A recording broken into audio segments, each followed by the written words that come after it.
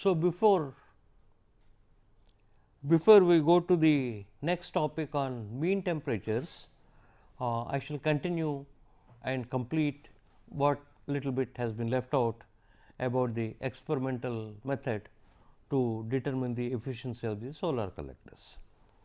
So, we found that the efficiency varies linearly with the parameter T I minus T A upon I T, and here is efficiency, and you will have best straight line fit, and beyond this point it may be nonlinear, decreasing quickly.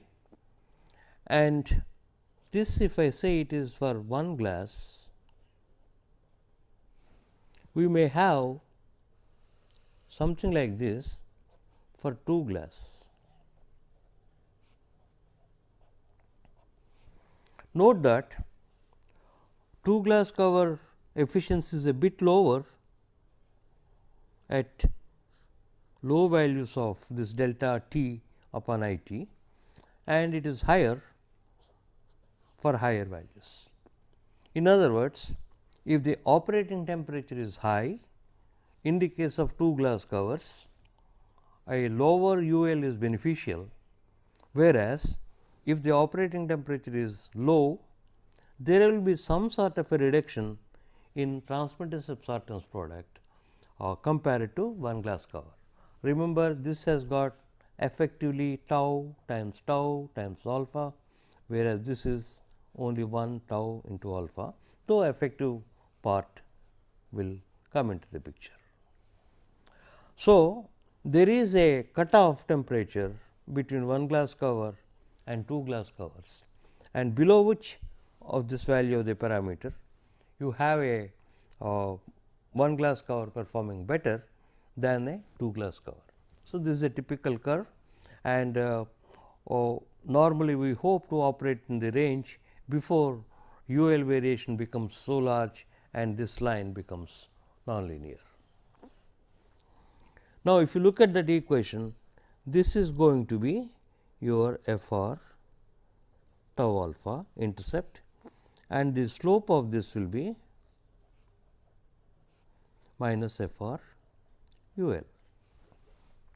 In addition to determining the efficiency of the collector, if you find the efficiency curve fit a best straight line, the intercept on the y axis will give you the property FR tau alpha, and the negative of the slope of the collector will be FR UL.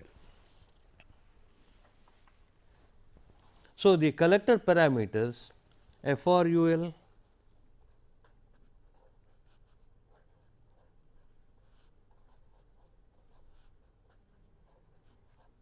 can be determined from the experimental points.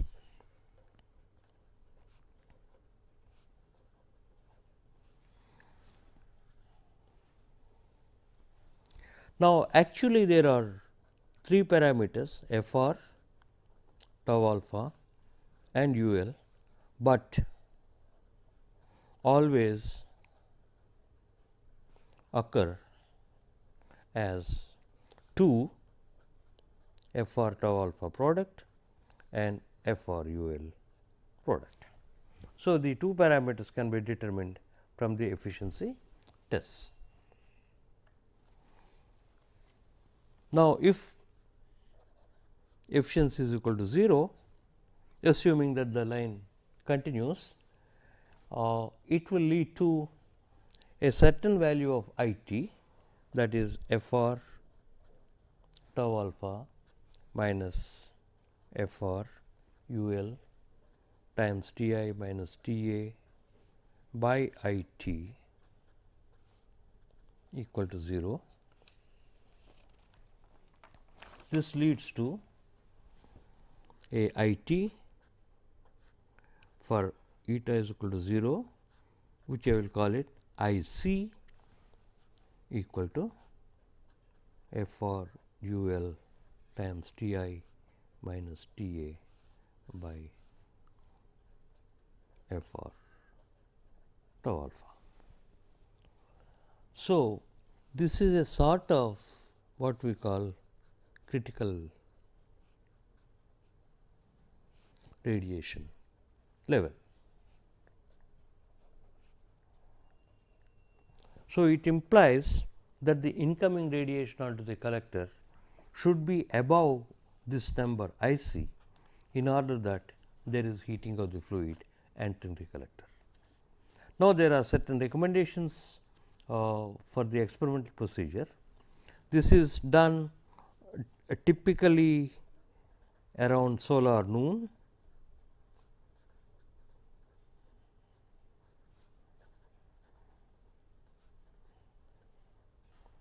Have I t almost greater than 700 watts per meter square and theta close to 0. That means, if you choose for example, phi minus beta equal to delta at omega equal to 0, theta is 0.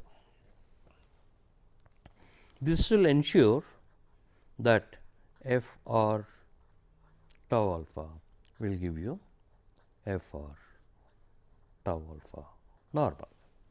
So, this is the basic parameter which depends upon the material properties, which can be obtained by conducting the experiment around solar noon with a high intensity level and keep the angle of incidence close to 0, that means normal to the sun's rays, which can be obtained around solar noon with a phi minus beta is equal to delta, which we will see little later when we talk about the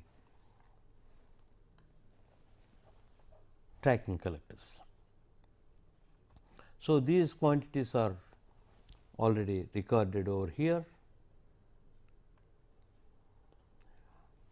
So, how do we do it? The actual measurements will be measure flow rate,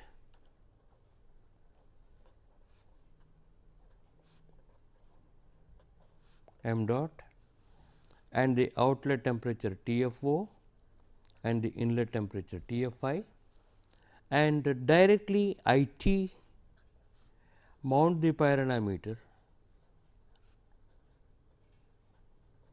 on the collector surface. So, there will be no other uncertainties in converting from the horizontal surface or any other surface to the collector surface. Or if you measure G, then sufficiently large number of times,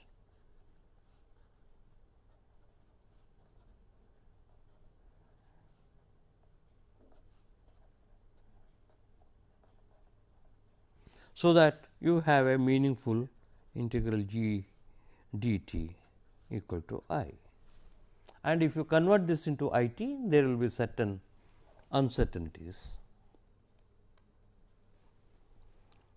So, q u is already known in terms of the mass flow rate.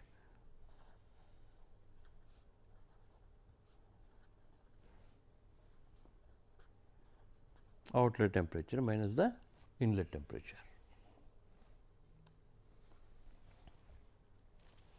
So, efficiency measured can be m dot C p T o minus T I times 3600 by A c into I t. Essentially 3600 is I t by 3600 to make it watts.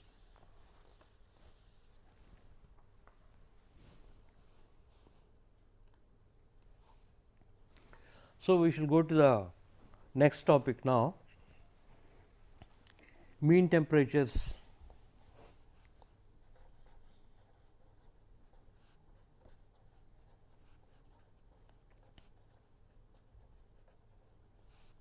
and heat capacity.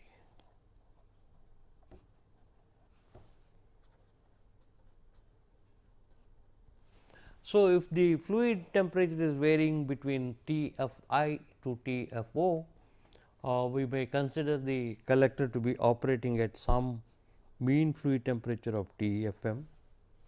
Similarly, corresponding to Tf, Tp also will not be constant, it will be operating at Tpm. It may be at the geometric mean point or some sort of a weighted average of the plate temperature measured at different points. And in all the analysis, we were representing the fluid with a single temperature and the plate with a single temperature in writing the energy balance, though we evaluated for the sake of f r and f dashed variation of T in the x direction and the variation of fluid temperature along the tube. So, the mean fluid temperature simply 1 upon the length of the tube integrated over 0 to L T f dy. So, we have the temperature variation relation T f minus T a minus S upon U L by T f I minus T a minus S upon U L is equal to e to the power minus U L n W f dashed y by m dot C p, where U L is the overall loss coefficient, n is the number of tubes, W is the spacing between center of the tube to the center of the tube, f dash is the collector efficiency factor and m is the distance along the tube. So, one can express again T f is what I need is T f I minus T a minus S upon U L times e to the power minus U L n W f dashed y over m dot C p plus T a plus S upon U L. So, you put it in this T f m will be 1 upon L integrated over 0 to L T f I minus T a minus S upon U L times e to the power minus U L n W f dashed y by m dot C p plus T a plus S by U L times dy. So, this is a simple thing to integrate, exponential function only, and use substitute for f r, which we already know, T f m simply given by T f I plus Q u by A c by U L f r times 1 minus f double prime.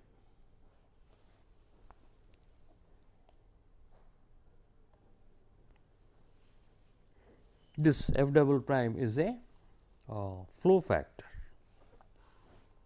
We will come to it little later again. So, if you know your f r, you can find out mean fluid temperature in terms of the flow factor defined as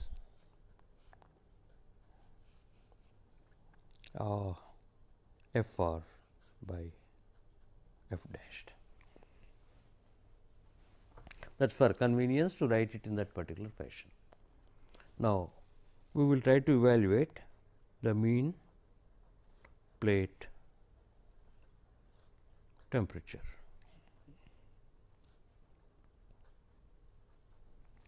If you look at this equation, it looks that the mean fluid temperature is simply expressed in terms of Q u. If you know Q u, you can calculate the mean fluid temperature. and Qu is in terms of the mean plate temperature IT tau alpha minus UL into TPM minus TA, that should be equal to AC FR into IT tau alpha minus UL into TFI minus TA. Simply the energy gain written in terms of the plate temperature and the energy gain written in terms of the fluid inlet temperature.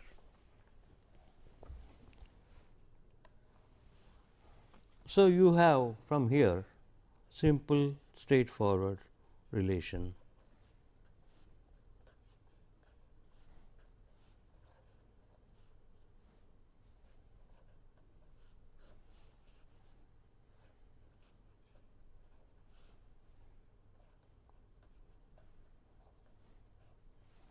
So, we have got TPM related to the heat removal factor and TFM related to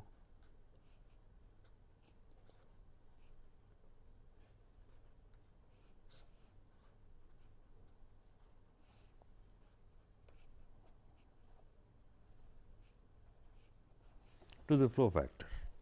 Okay.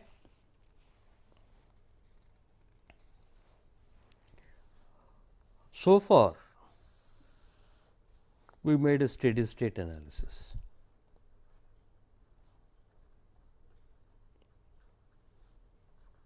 Right.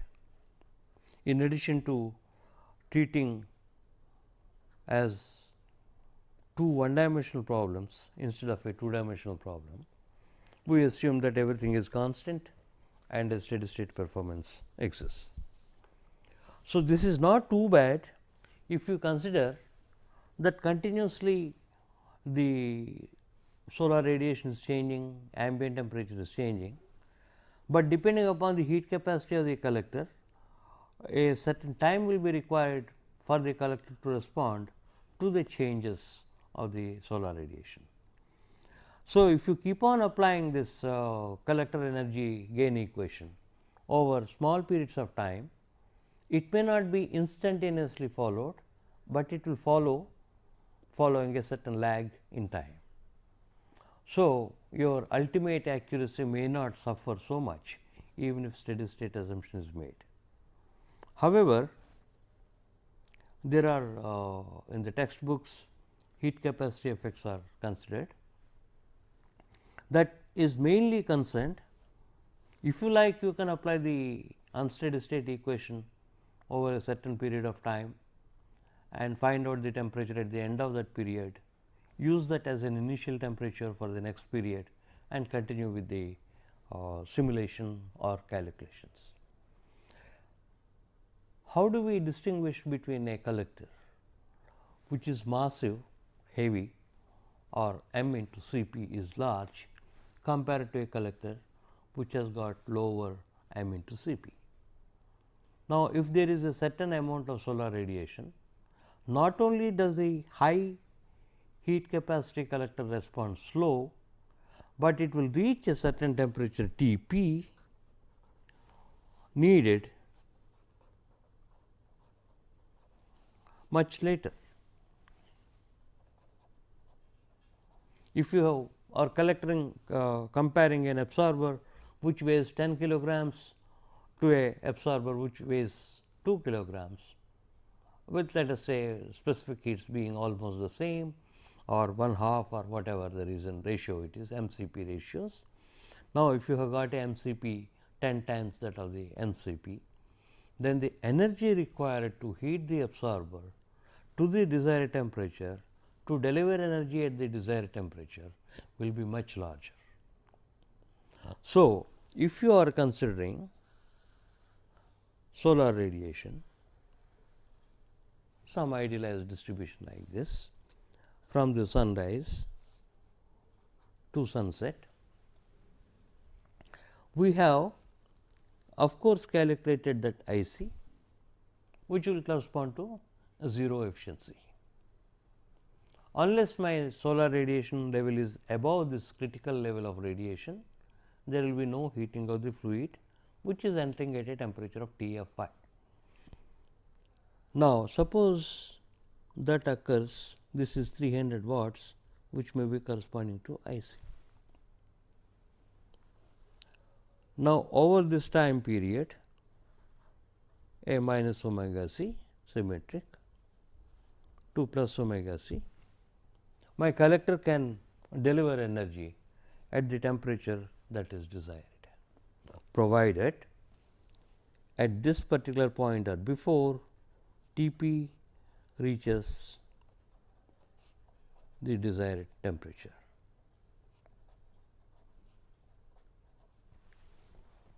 So, in other words, in the amount of energy before from sunrise to before reaching the critical level should be sufficient to heat the collector covers and the absorber to the temperature that is required.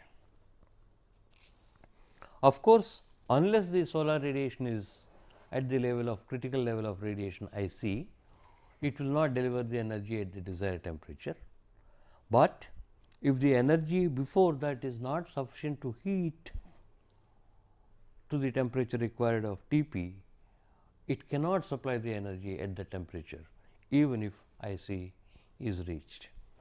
The other way around is not possible. I mean, it cannot heat before I c is occurred, because that also defines the temperature which can be reached at that solar radiation level. So, heat capacity effect is not necessarily the accounting for accuracy of unsteady performance, but a necessity to determine also the operating period. Even if we make certain assumptions in this analysis, subsequently you can apply this unsteady analysis with simplifying assumptions a number of times to get more or less time varying performance of the solar collector, either by virtue of solar radiation varying, ambient temperature varying, or wind velocity varying.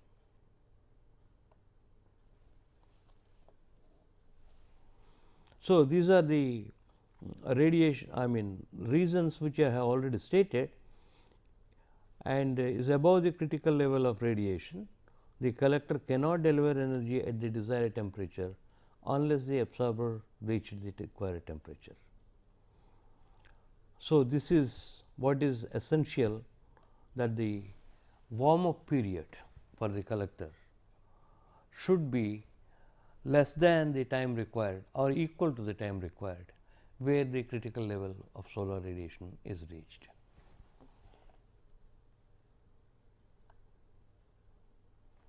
So, we assume a single cover collector,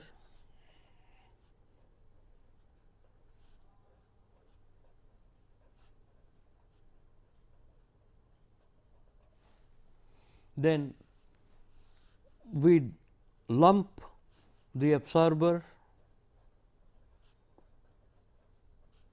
water in the tubes, and the one half of back insulation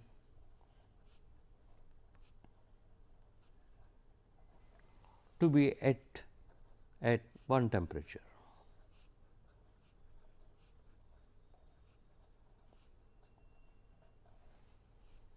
The cover is at a single temperature. This is an assumption that we have been doing commonly. In other words, we distinguish glass cover as one unit and the rest of the collector as another unit. So, if I make a energy balance on the plate,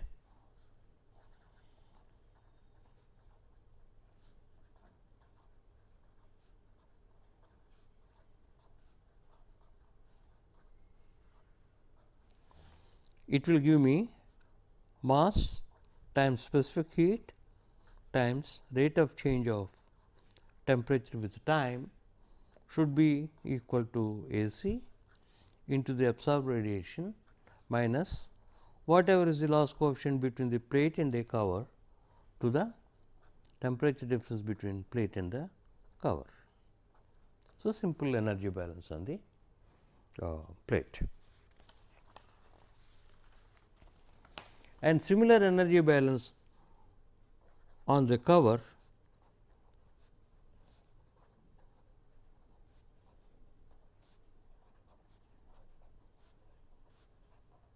that given me m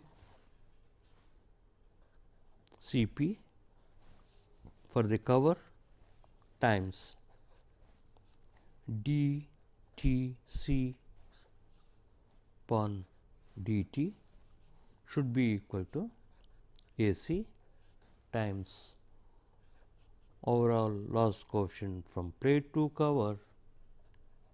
This is what the glass cover is receiving, and it is losing U c to A times T A minus T c, or this should be T c minus T A, because we have written as subtraction.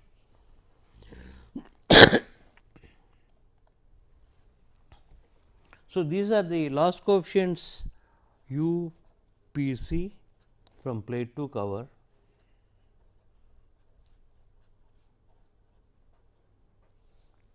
and U c to A is cover to the ambient.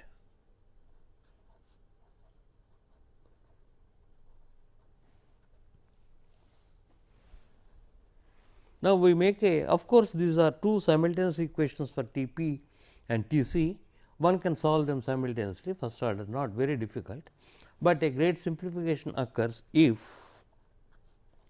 T c minus T A upon T p minus T A is constant,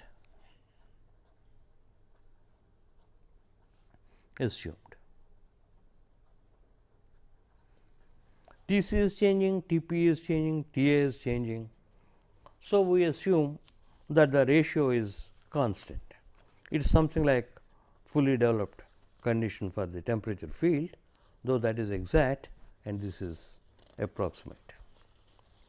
So, this means cover to the ambient times T c minus T A should be the loss in the steady state with T p minus T A.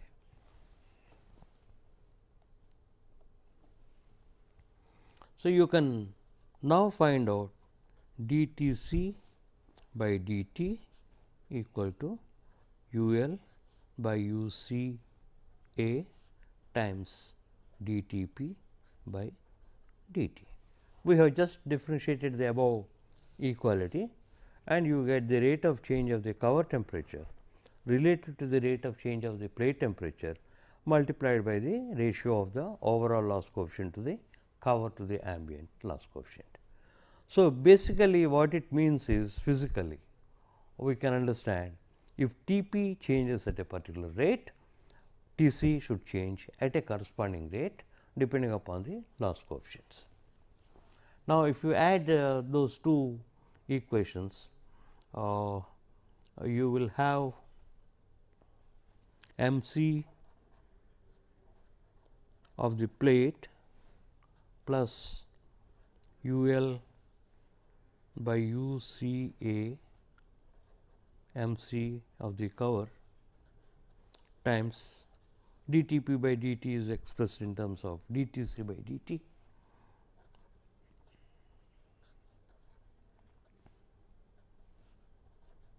A c times S minus U L into T p minus T A.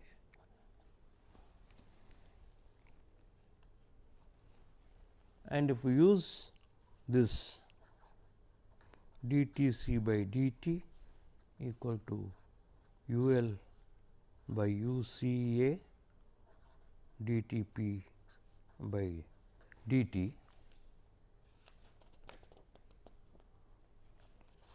So, you already we have written that. We might write it as MC effective, sorry,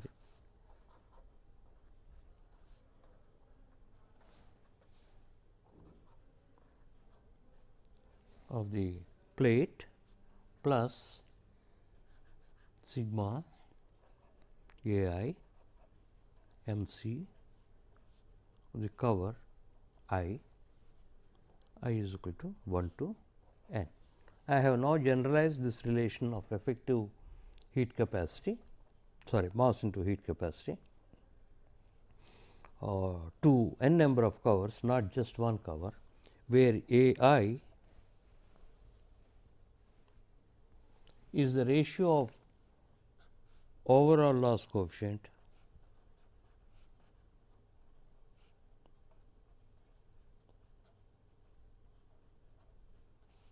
U L to the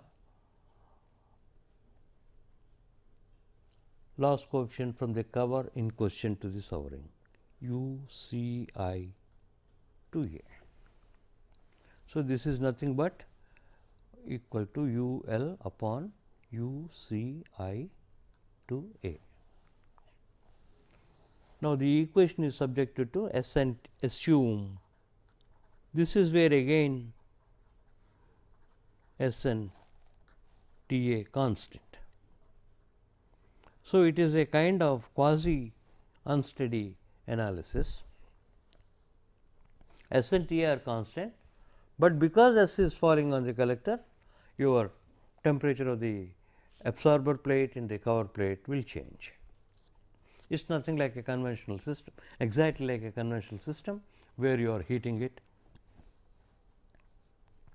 and the boundary condition or the initial condition will be T P is T P initial at time t is equal to 0.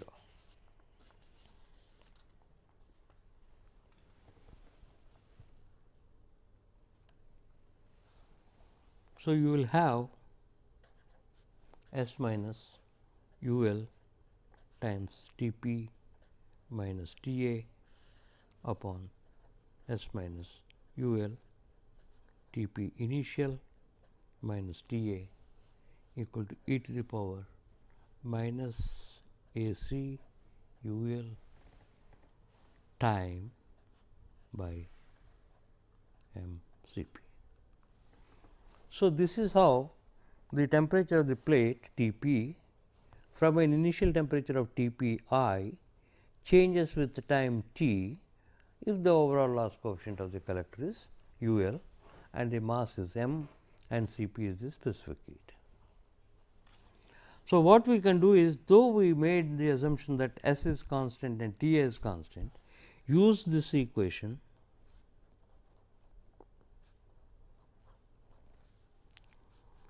number of times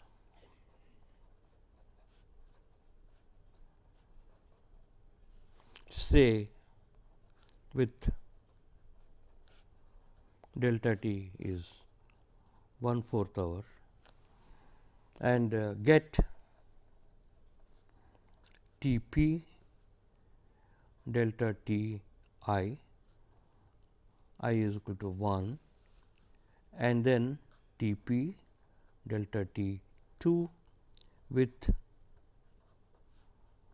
T P initial being T P delta T 1. So, like that you can continue, feed the temperature at the end of the time interval T P of delta T as the initial temperature for the next time interval and continue the procedure, and in that process take into account your variation of the solar radiation and the ambient temperature. Consequently, repeated use of this quasi steady or unsteady analysis is likely to yield acceptable unsteady state performance, and you are only assuming for the short period of 15 minutes or 10 minutes the solar radiation to be constant, and particularly if MCP is large, the response will be slower. So, you are likely to get a fairly accurate result. and this is most important from the point of view of whether the collector will reach the required temperature before the solar radiation reaches the critical level of radiation. It can be more, but it cannot be less, because the critical radiation level corresponds to the temperature at which the energy delivery is desired by you. So, the collector has to reach the temperature before that time. Now, when we were right at the beginning talking about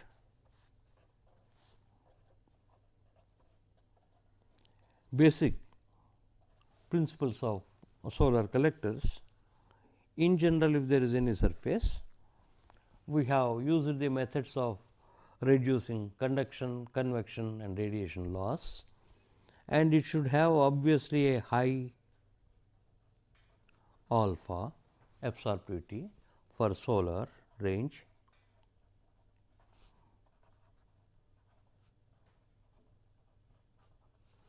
So, this implies epsilon also high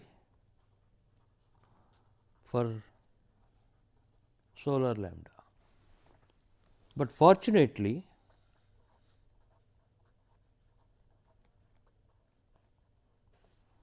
absorption is solar wavelength and emission is long wave. So, we do not violate the Kirchhoff's law by choosing alpha solar high, epsilon IR low. This is not exactly non-gray, but banded. Alpha in say 0 to 4 microns and epsilon say 6 microns and above. So, if you plot alpha versus lambda, you may have something like this. This may be 4 microns and this is onwards or 6 greater than microns. So, alpha is equal to epsilon is satisfied, but this is my epsilon IR responsible for the losses, this is my alpha solar for responsible for absorption. So, such surfaces, though they are dependent upon the wavelength, they are dependent upon two bandwidths separately, they are termed selective surfaces.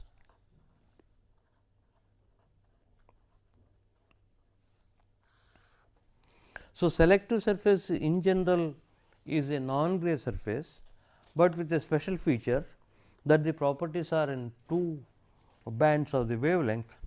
In the solar range a high absorptivity and in the near IR or far IR a low epsilon. So, this is the material science research goes on. Generally, while epsilon is reduced, some alpha goes to alpha minus delta alpha. So, people will be sometimes tempted to be happy that epsilon has gone down from 0.9 to 0.2, whereas in the same process alpha has gone from 0.92 to 0.88. This is a selective surface. No doubt it satisfies the criteria that alpha IR is low, solar is high and epsilon IR is low. But if you consider the original thing, that would have been alpha epsilon both 0.92, is this 0.88 and 0.2 epsilon, is this better?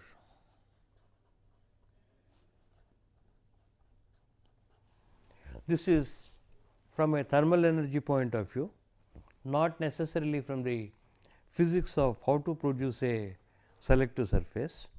I thought it should be mentioned over here. Whenever you are producing a selective surface, there is some reduction in absorptivity also.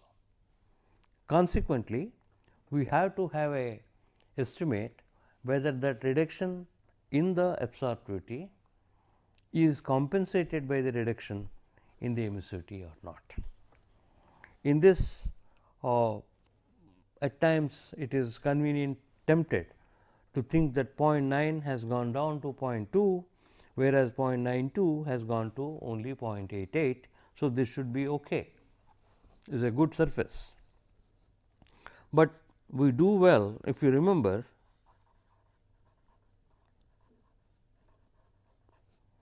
that alpha operates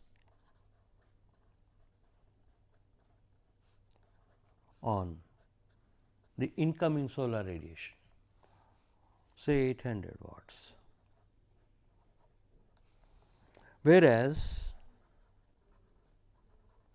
epsilon influences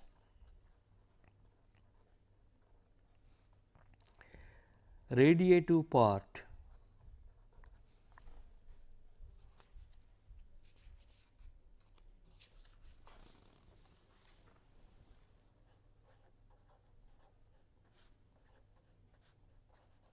the losses. So, if you have got IT corresponding to 800 watts per meter square, and the reduction would be because of alpha 0.04 into 800, that is about 32 watts, all right. Yeah, 32 watts, whereas epsilon has come down from 0.92 to 0.8. Originally, radiative loss is, let us say, 200 watts per meter square. Then this this is 0.9, 0.2. So, it is about 70% of this reduction will be.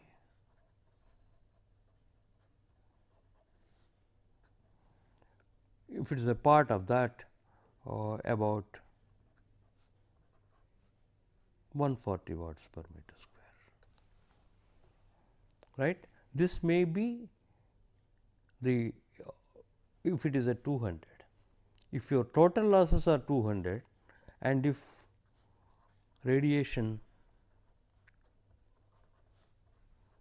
loss is only 50 watts per meter square, then my reduction will be of the order of 70%,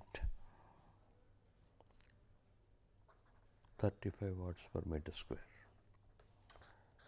So, this is comparable to this. So, if you are having a radiation component of about 50 watts in a total of 800, a reduction of 0.92 to 0.2 is just about the reduction that may be because of 0.92 to 0.88 for the absorptivity. So, one should go for the actual calculation depending upon the operating condition and make sure that the radiative component of loss is sufficiently reduced because of a reduction in emissivity, and it is more than the reduction in the absorbed radiation, which is caused by some reduction in the absorptivity in the process of producing a selective surface. But assuming there are many recommended commercially available selective surfaces like black chrome and black nickel. These are the two stable coatings. There are number of processes to make a black chrome painting or the black nickel coating on copper or steel surfaces, and these are commercially available, and they have typically they lead to a UL of 4 watts per meter square degree C for one glass cover with is selective surface.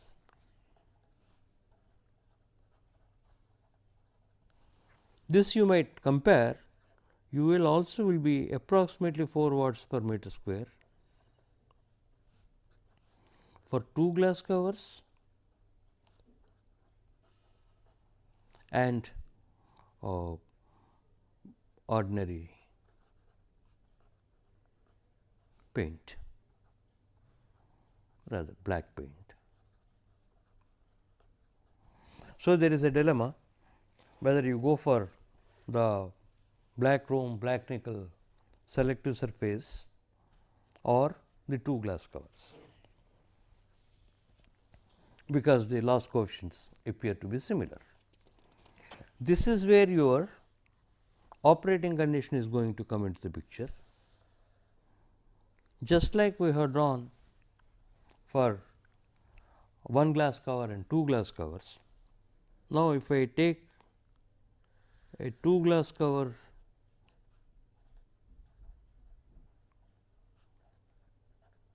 performance and a selective performance,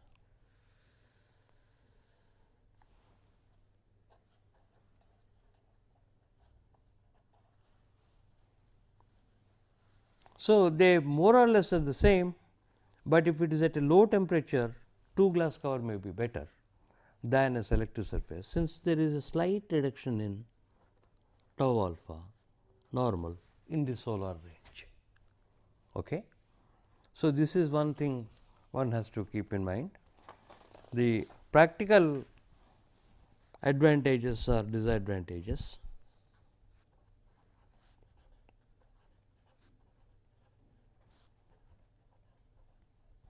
If you have a selective absorber,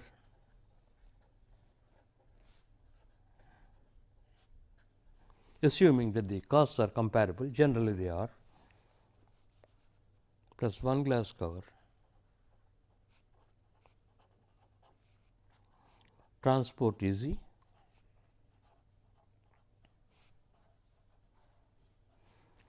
less bulky, in other words,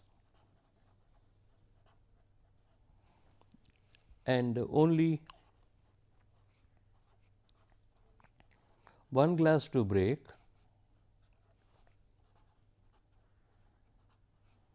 This may sound a little hilarious, but there is a reason for mentioning this. If you have got ordinary plus 2 glass covers, it is generally the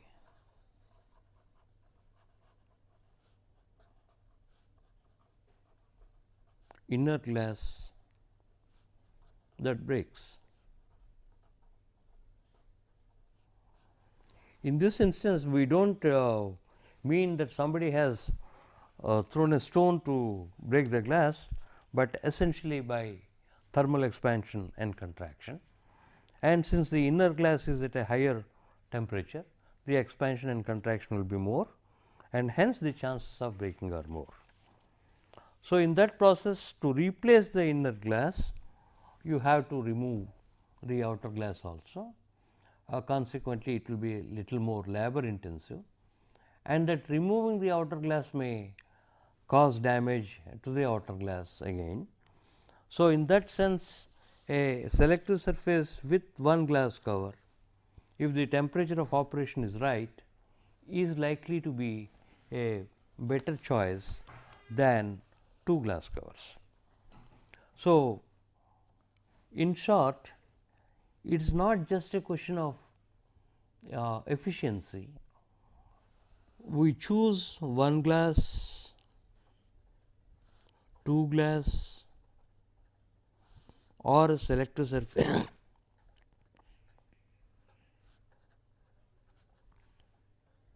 and in fact, you will be surprised even no glass cover.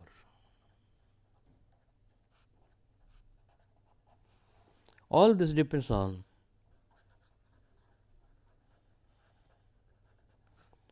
operating condition.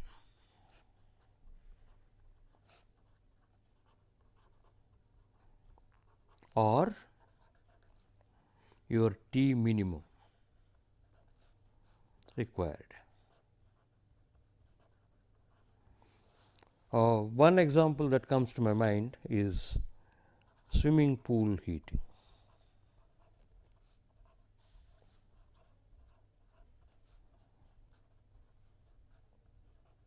Let us say in winter.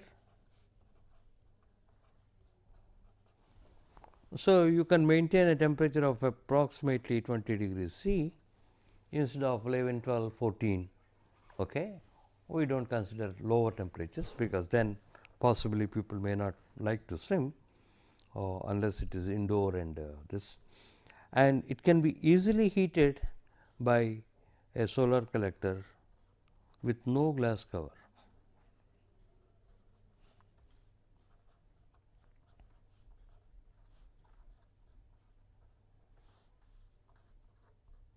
Of course, there are quite a few novel designs wherein the existing structure of sheds etc. is made use of, instead of a separate collector system being introduced or installed for heating to a low temperature like 20 degrees C. So, as far as the liquid heating collectors are concerned,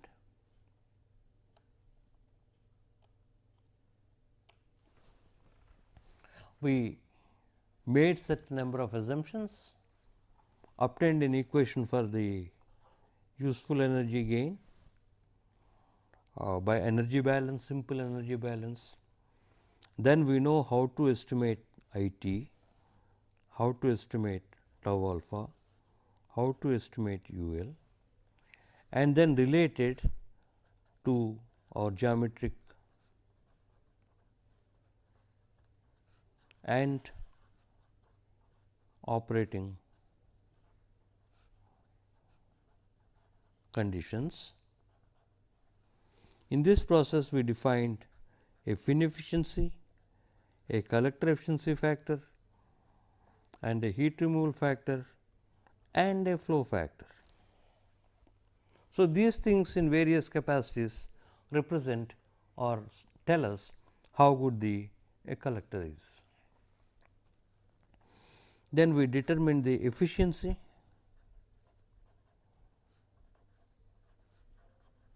experimentally,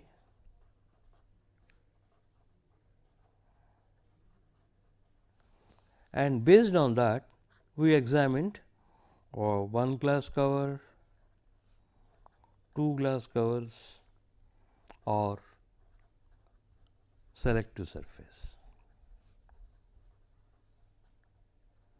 Also, we included heat capacity effect, which is mainly needed for warm up period.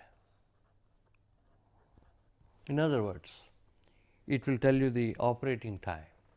If you have got a massive solar collector, which will require a lot of energy to reach the temperature required to deliver the energy at the desired temperature, then it may operate for a very less time.